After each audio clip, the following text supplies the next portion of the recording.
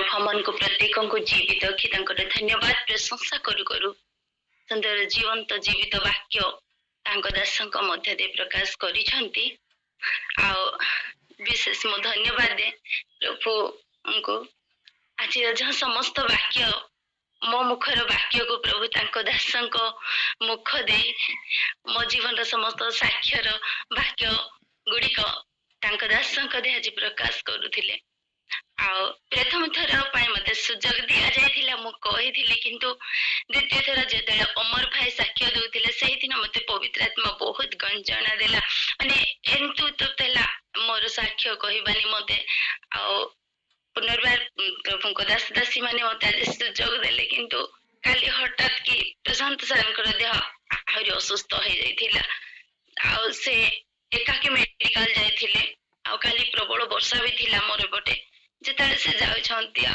पूरा गाड़ी रे लेकी सेठी तांको ट्रीटमेंट थिला किंतु से सेठारे बहुत कष्ट पाइले एमिति तांकर व्यथा बाहरिला जे से बसा उठा करि पालेनी कारण आगरे मु देखि अछि तांकर जंत्रणा से जेताले कहउछंती आ मो पिला माने समस्त स्कूल जाइछंती केही नाहंती एमिति परिस्थिति रे मु वर्षा रे सेमति ही बाहर जाइथिली फुलबाणी को आउ तांको एते कष्ट मध्य प्रभु प्रार्थना सहित आम समस्त को मुझे ग्रुप रे जणेनी आमर निजर समस्त आम प्रार्थना करू से एमिति माने फुलबाणी टाउन मझी अवस्था रे से बहुत कष्ट रे काली रहिले आ मु पहुंचली परे तांकर ट्रीटमेंट करी फेरी आसिल प्रभु कन गुरु तापरे मोर बहुत ज्वर हो जाइछि देह भी खराब अछि राति सारा सोई पारिनी मु आज आ जेताले वाक्य कहउथिला मुठुथिली बसुथिली आ कौन साक्ष्य कहबी मु भी कहि पारेनी देह बहुत भल लागुनी शीत लागुची तथापि आज मते पुनर्बार सुजोग देइथिबा हेतु मोर माने प्रभुकर दास दासी भावरे मानकर वीरेंद्र आज्ञा मानकर मधुस्मिता भणी बिनु आज्ञा मते काली रिमाइंड भी करछंती से मन को धन्यवाद दिए आ अल्प वाक्य रे मो साक्ष्य शेष करबी समस्त को धन्यवाद प्रेज द लॉर्ड प्रभु गौरव पांतु इस साक्ष्य द्वारा मो जीवन साक्ष्य मते अनेक आमकर प्रत्येक साक्ष्य भिन्न भिन्न प्रकार रही अछि प्रभुंकर योजना प्रत्येक भिन्नतम रही अछि आ जेतले आज्ञा कहउथिले वाक्य शेष वाक्य विशेष आमानकर प्रिय आमान आदि पिता अब्राहम को जीवन माने तांकर देइथिबा प्रतिज्ञा को समाप्त करी माने बयस शेष मध्य जो पुत्र को इसहाक को देइथिले आ जेतले से मरिया पर्वत रे बलि करिया पय जाउछंती से पर्यंत तांकर विश्वास को देखिकी शेष मुहूर्त छुरी भुसीबा को जीवा पर्यंत तांकर विश्वास को से देखुथिले आ संपूर्ण छुरी उठे अल्प किछि समय मत्रे जेतले तांको हत्या करबा पूर्व प्रभु माने परमेश्वर तांको माने मेसेज छुआ को जगौछंती हासे कहउछंती ठीक सही परी मो प्रति मुहूर्त रे मो जीवन रे मु जेबेटु प्रभु को पाइली से सकल परिस्थिति मध्य दे मो प्रति समय मध्य रे जाईची आ मो अल्प रे कहबा को चाहे मु गोटे ख्रीष्ट परिवार आसी अछि आ मो पिता जने बहुत प्रभु भयरो आ मो पिता को धन्यवाद दे वर्तमान से प्रभु को कलर अछंती जेता मु जन्म हेबा परे माने बड़ होबा को जाउची मो मने अछि बापा मते कोळ रे बसै कि प्रथम जेता से पाठ पढेले से मते मात्रा सिखौ सिखौ बाइबल पढेबा सिखैथिले बाइबल पढेबा से मते सिखैथिले आ तांकर बेसी नीति वचन उपरे तांकर शिक्षा मो पाइथिला आ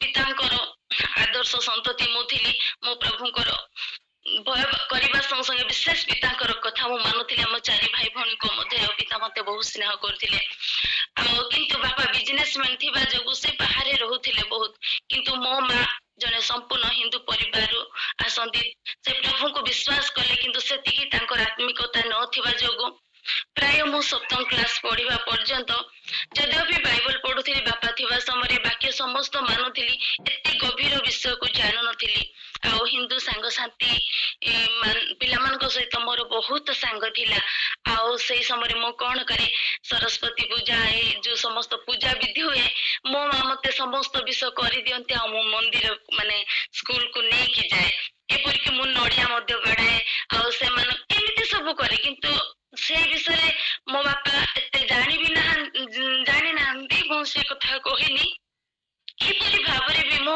ପ୍ରଭୁଙ୍କୁ ଜାଣିଥିବା ସନ୍ତାନ ଭାବରେ ମଧ୍ୟ ଏହି ସମସ୍ତ କାର୍ଯ୍ୟ କରିଥିଲି। ଆଉ ଆମ ଗ୍ରାମରେ ମଧ୍ୟ ମୋ ବଡ ବାପା ନିଜେ ଜଣେ ପାଷ୍ଟର ଥିଲେ, କିନ୍ତୁ ଏତିକି ଗଭୀରତା ବିଷୟ ମାନେ ଗାଇଡ କରିବାର କିଛି ନାହିଁ, କେତେ ଗଭୀରତା ଶିକ୍ଷା ଆମେ ପାଉନଥିଲୁ। ପରେ ପରେ ପ୍ରଭୁଙ୍କର ଯୋଜନା ମୋ ପ୍ରତି ଯେ ଅଲଗା ଥିଲା। ସପ୍ତମ କ୍ଲାସ ପରେ ମୁଁ ଗୋଟେ ଖ୍ରୀଷ୍ଟିଆନ ଅନୁଷ୍ଠାନରେ, ଯାହାକି କମ୍ପାସନ ପ୍ରୋଜେକ୍ଟ ଥିଲା ମାନଙ୍କ ଉଦ୍ୟୋଗୀରେ, ସେଇଠି ମୁଁ ହଷ୍ଟେଲରେ ରହି ପାଠ ପଢିବାର ସୁଯୋଗ ପାଇଥିଲି। ଆଉ ଯେତେବେଳେ ସେ ହଷ୍ଟେଲକୁ ମୁଁ ଗଲି, ସେଠି ଦେଖିଲି ସମସ୍ତ ଆତ୍ମିକତାରେ ଦେଖୁଦେଉ ପ୍ରଭୁ ମତେ ସେଇ ସ୍ଥାନରେ ଆହ୍ୱାନ କଲେ।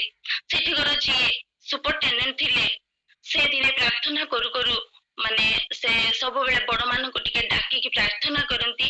ଜଷ୍ଟ ଅଷ୍ଟମ କ୍ଲାସ ମୁଁ ପଢୁଥିଲି, ସେଇ ସମୟରେ ହିଁ ଯେତେବେଳେ ସେ ମୋ ପାଇଁ ପ୍ରାର୍ଥନା କରୁଛନ୍ତି, ସେ ପ୍ରଭୁଙ୍କର ମାନେ ଦର୍ଶନ ଦ୍ଵାରା ସେ ଦେଖୁଛନ୍ତି ଝିଅ ତମକୁ ପ୍ରଭୁ ତାଙ୍କ ଗୌରବ ନିମନ୍ତେ ବ୍ୟବହାର କରିବା ପାଇଁ ଚାହିଁଛନ୍ତି, ତୁମେ ପ୍ରଭୁଙ୍କର କାର୍ଯ୍ୟ କରିବ, ପ୍ରଭୁଙ୍କର ଆହ୍ୱାନ ତମ ପ୍ରତି ଅଛି। ପବିତ୍ର ଆତ୍ମାରେ ପରିପୂର୍ଣ୍ଣ ହେଇ ଆଉ ପ୍ରଭୁଙ୍କର ଦାସୀ ମତେ ସେହି ୱାର୍ଡ ମତେ ଦେଲେ।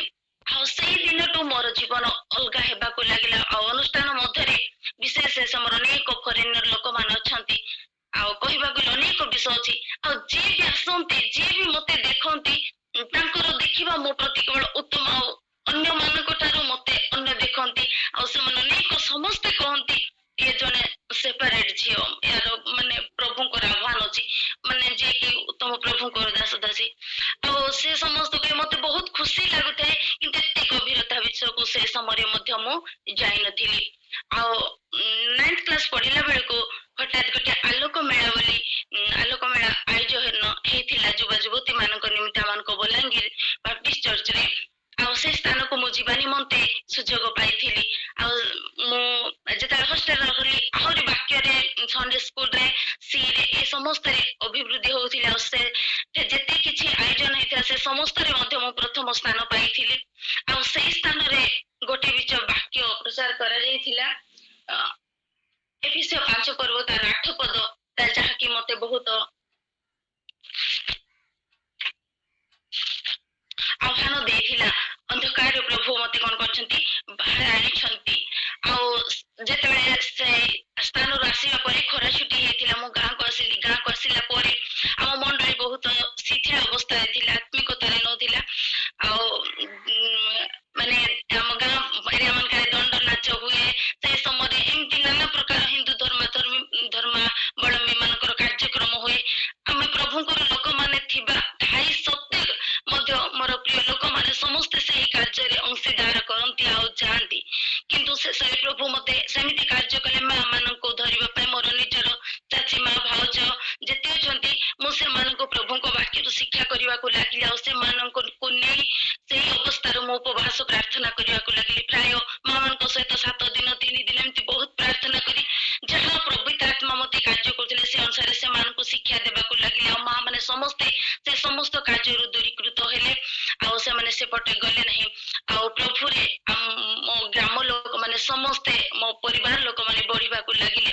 ଆଉ ବିଶେଷ ଏଇ ପ୍ରକାର ଭାବରେ ପ୍ରଭୁ ତାଙ୍କରି ଆହ୍ୱାନରେ ମତେ ବ୍ୟବହାର କରୁ କରୁ ମୋ ପ୍ରଭୁଙ୍କ କାର୍ଯ୍ୟ କରିବା ନିମନ୍ତେ ବହୁତ ମାନେ ଆତ୍ମା ମତେ ଚାଳନ ଦେଲା।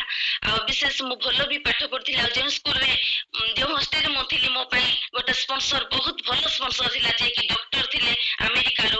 ଆଉ ମୋ ପାଇଁ ଭଲ ସ୍ପନ୍ସର ଆସୁଥିଲା, ସମସ୍ତ ପିଲାଙ୍କ ଠାରୁ ଅନେକ ସ୍ପନ୍ସର ମତେ ଆସୁଥିଲା ସେଇଠି। ସବୁ ବିଷୟରେ ପ୍ରଭୁ ଉନ୍ନତ କରୁଥିବା ସମୟରେ, କିନ୍ତୁ ମୁଁ ମାନେ ପ୍ରଭୁ ଖାଲି ତାଙ୍କ ନିମନ୍ତେ ମତେ ଆହ୍ୱାନ କରୁଥିଲେ।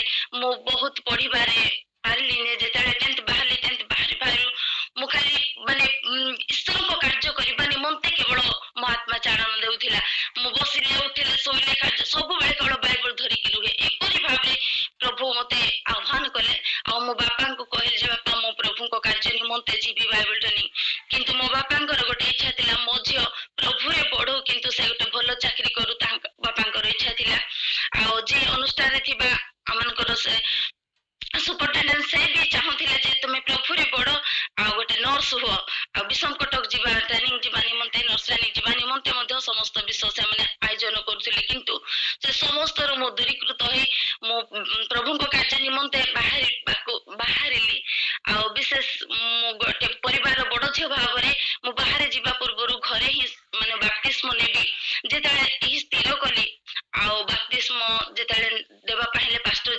ସମସ୍ତେ ଖୁସି ହେଲେ ମୋର ବାପ୍ତିସ୍ମ ନେବା ବିଷୟ ନିଷ୍ପତ୍ତି ନେଇ, କିନ୍ତୁ ମୋ ବାପା ସେଇ ବିଷୟରେ ବହୁତ ବିରକ୍ତ ହେଲେ।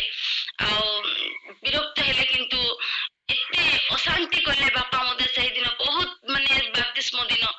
ଆଉ ପାଷ୍ଟର ମାନେ କହିଲେ ଝିଅଟା ପ୍ରଭୁଙ୍କର ଯୋଜନା ତମ ପ୍ରତି, ସେଇ ପ୍ରତି କିଛି ବି ବିରକ୍ତ ନ ହୁଅନି, ବାପାଙ୍କୁ ବୁଝେଇବା, ବାପାଙ୍କୁ ତମେ ବି ବୁଝେଇବ। ଏଇ ପ୍ରକାର ଭାବରେ ମୋର ବାପ୍ତିସ୍ମ ହେଇଥିଲା। ତାପରେ ବାପା ମତେ ଟୋଟାଲି ମନା କରିଥିଲେ, କିନ୍ତୁ ମୋ ଦୂରକୁ ଯିବା ପାଇଁ ତ ସୁଯୋଗ ଦେଲେ ନାହିଁ। ଆଉ ଯେତେବେଳେ ମୁଁ ଝାରସୁଗୁଡା ଟ୍ରେନିଂ ସେଣ୍ଟର ବାହାରିଥିଲା ସେଠିକୁ ଯିବି ବୋଲି କହିଲି, ମୋ ବଡବାପା ଜଣେ ପାଷ୍ଟର ଥିଲେ ମଧ୍ୟ, ସେ ବଡବାପା କଣ କଲେ ମ୍ୟାପ୍ ନେଇକି ଆସିଲେ। ଆଉ ମ୍ୟାପ୍ ନେଇକି ଦେଖୁଛନ୍ତି ଯେ କେତେ ଦୂର ଝାରସୁଗୁଡା ଅଛି, କାରଣ ସେ ସମୟରେ ଏମିତି ଦୂରକୁ କେହି ଆମ ଗାଁ ଏରିଆରୁ କେହି ଯାଇ ନଥିଲେ ମଧ୍ୟ। ଆଉ ମୋର ସେଟା ପ୍ରଥମ ଥର ଥିଲା। ଏମିତି ଦେଖିକି ବଡବାପା ଆଉ ବାପାଙ୍କୁ ଡରାଇ ଦେଲେ, ଏମିତି କି ବହୁତ ବାପା ବଡବାପା ମୋ ଉପରେ ଅଶାନ୍ତି ବିରକ୍ତ ହେଲେ। କିନ୍ତୁ ପାଖରେ ଥିବା ପ୍ରଭୁଙ୍କର ଲୋକମାନେ ମତେ ବହୁତ ସପୋର୍ଟ କଲେ। ଆଉ ବାପାଙ୍କୁ ମୁଁ କହିଲି ବାପା ମତେ କ୍ଷମା କରିବେ, ମୁଁ କୌଣସି ଭୁଲ କାମ କରିବା ପାଇଁ ପ୍ରଭୁଙ୍କ ବିଷୟ ଶିଖିବା ପାଇଁ ଯାଉଛି, ମୁଁ ନିଶ୍ଚୟ ଆସିବି। ଏଇ ପ୍ରକାର ବାପାଙ୍କୁ କିଛି ସାନ୍ତ୍ୱନା ଦେଇ ମୁଁ କହିଲି, ବାପା ଗୋଟେ କଥା କହିଲେ, ଯଦି ବାହାରକୁ ଯାଉଛୁ କୌଣସି ଭାବେ ଯଦି ତମର ମୁଁ ବଦନାମ ବିଷୟ ଶୁଣିବି, ମୋ ମୁଣ୍ଡକୁ ତଳକୁ କରିଦେବୁ, ତାହେଲେ ମୁଁ ଆଉ ବଞ୍ଚିବି ନାହିଁ ଝିଅ, ଏମିତି ବାପା ୱାର୍ଡ ଦେଲେ।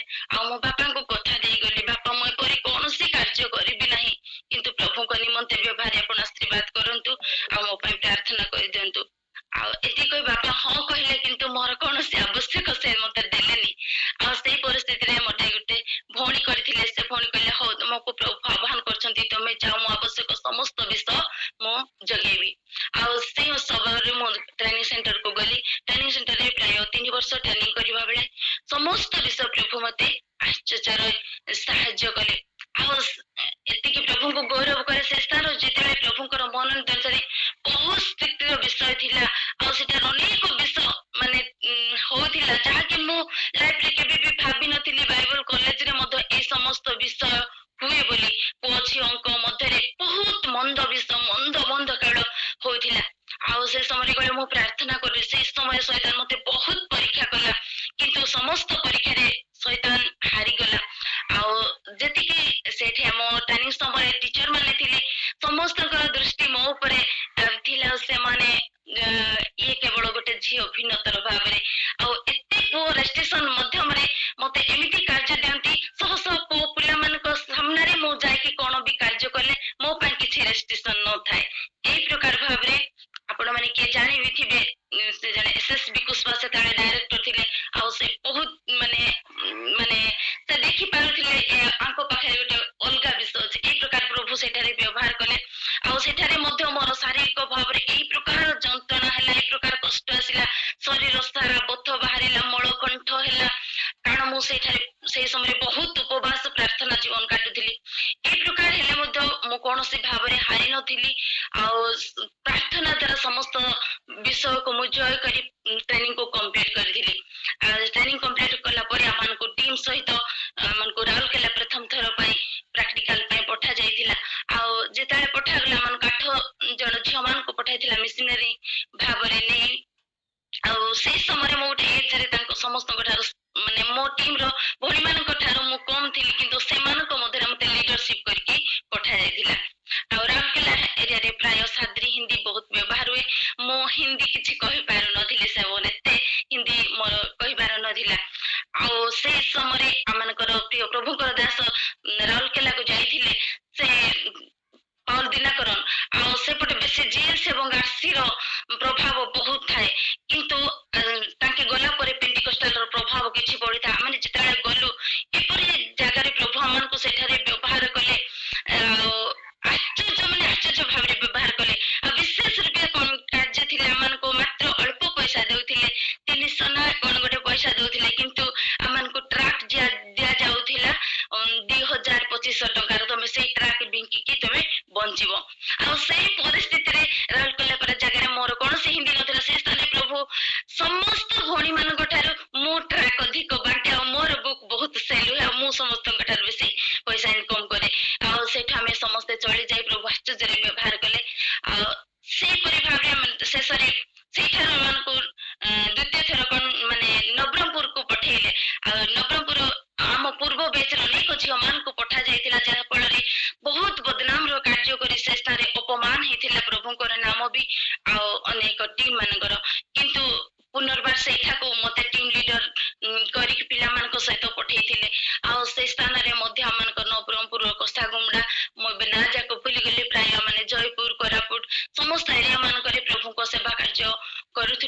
सहित पास्टर भाई 2 जन भी थिले से स्थान रे मध्य प्रभु बहुत अनेक साक्ष्य रही से एरिया मानकर विश्वास कारण से एते बैकवर्ड एरिया थिला से स्थान प्रभु व्यवहार करी अनेक आत्मा लाभ करिबारे साहाय्य कले माने आउ सेई समय मध्यरे शैतान मो जीवन मध्य एक भयंकर प्रलोभन आनी देथिला आउ सेई प्रलोभन रे मोर पाद खसी जाउथिला आउ मु धन्यवाद दिबा जे एठारे संग्राम केशर सिंह आज्ञा नाहांती आउ से माने गोटे मीटिंग आयोजन करथिलु मु प्रभु रे थिली किंतु मोर पाद सेतबेले खसी जाउछि किछि आउ संग्राम केशर सिंह आज्ञा सेठी गोटे बहुत सुंदर मेसेज आमानकु देथिले आउ से मेसेज पुनर्बार मते उठिबाको सहाय्य करिथिला एपरि भावरे प्रभु मते आश्चर्य भावरे प्रभु को निमंते व्यवहार करछंत अनेक ताड़ना मध्यम दे मो गोटे व्यवहार तो हेबाको गले आ मो अल्प अल्प साक्ष्य तरभा विषय विशेष कहिछि समस्या फेक मो कहबाको चाहनी आ से सम मध्य तरफारे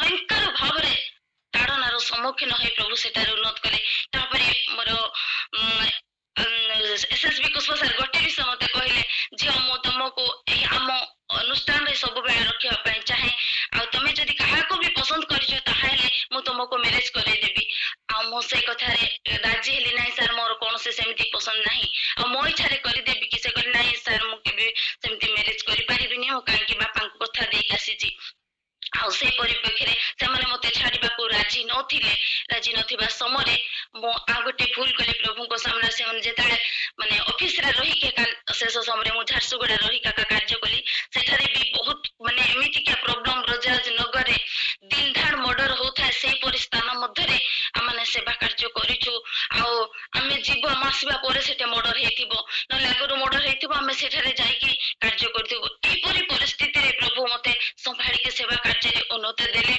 एवं शेषरे जेतेबेले सेठारे मते छाडु नथिले आ मो पूर्वर मो सान भोणी को मैरिज कले आ बापा मा समस्त मते कहले तमे मैरिज करिया पा शेषरे मो गोटे मिछ साक्ष्य दे मते घरे ठीक हे जाईची आ मो मैरिज करिया पा घरे जी विसार बोली कहि कि मिछ कहिली आ से समय जेता मिछ कहिली सार गोटे कथा गले ठीक अछि तमे जा आ जदी जहा को मैरिज करिवो पुनी आसी तमे कार्य करिवो एपरि परिस्थिति रे मो आसिली आसिकी जो दिन आज आसुची मु बहुत